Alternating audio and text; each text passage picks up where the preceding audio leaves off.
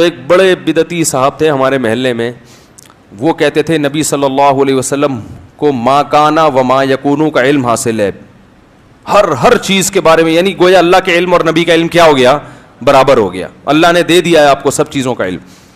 तो हम चले गए, बच्चे थे, हमने उनसे पूछा जाके कि हज़रत ये तो आप कह रहे हैं सब कुछ ही पता चल गया उनको, तो इसकी दलील क्या है? उन्होंने कुरान की आयत पढ़ी, वमा हुवा अलल गैबि बिज़नीन, हमारे नबी गैब पर बखील नहीं है, यानी अल्लाह ने जो नबी को गैब का इल्म दिया तो हमारे नबी उसमें बखील नहीं है। बुखल कहते हैं ना कि अपने पास रख लेना चीज़ को संभाल के, बखील नहीं है, सखावत करते हैं उस इल्म में। तो मैंने फ़ौरन उनको जवाब दिया, मेरे दिमाग में इसका जवाब, मैंने कहा भाई इससे कुल्ली इल्म, सारा इल्म गैब मुराद नहीं है। कहने लगे क्यों? मैंने कहा अगर सारा इल्म गैब मुराद होता तो नबी फिर सारा इल्म गैब उम्मत को देख कर जाते, अगर कुछ अपने पास रखते तो बुखल लाजिम आता कि नहीं आता? तो कुरान तो कह रहा है वमा हुवा अलल गैबि बिज़नीन, ये तो बाद में फिर मैंने ग्रामर पढ़ी तो और कुछ इसमें नुक्ते निकले, जब उस वक्त तो मुझे कुछ भी नहीं आता था, यानी ग्रामर में पता चला इसमें तो आता है जर्रा बराबर भी बुखल नहीं करते।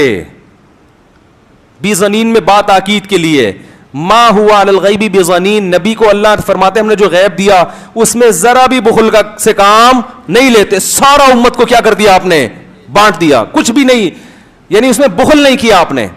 तो मैंने कहा अगर इससे कुल्ली इल्म गैब मुराद होता तो फिर नबी सल्लल्लाहु अलैहि वसल्लम उम्मत को भी आलिमुल गैब बना के जाते, तो इससे कुल्ली इल्म गैब नहीं है।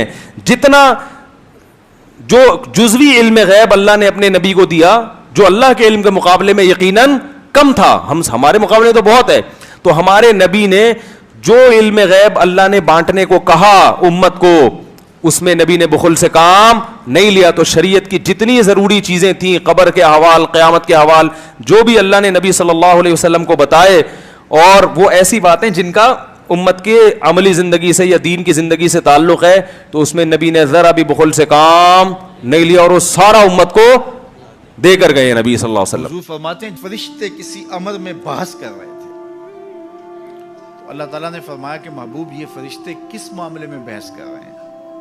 तो मैंने कहा ला अदरी, मुझे इसका इदराक नहीं कि वो क्या कह रहे हैं। तो फिर अल्लाह ने अपना दस्ते कुदरत मेरे दो कंधों के दरमियान रखा, दस्ते कुदरत यहाँ आया, ठंड सीने में पड़ गई।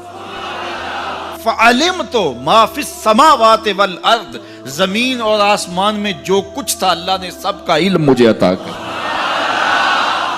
सीने में नूर आ गया, सीने में इल्म आ गया। कायनात की कोई शय ऐसी नहीं है जो हुजूर अलैहिस्सलाम ना जानते हो। और फिर कहां तक इल्म आया ये हुजूर से पूछिए। फरमाया कुर्ब क़यामत में जब दज्जाल आएगा तो मेरे गुलाम उसके मुकाबले के लिए निकलेंगे।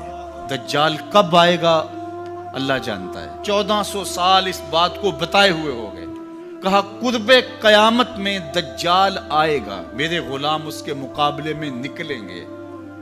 इन्नी लआरिफु अस्माअहुम, मैं अपने उन गुलामों के नामों को जानता हूं।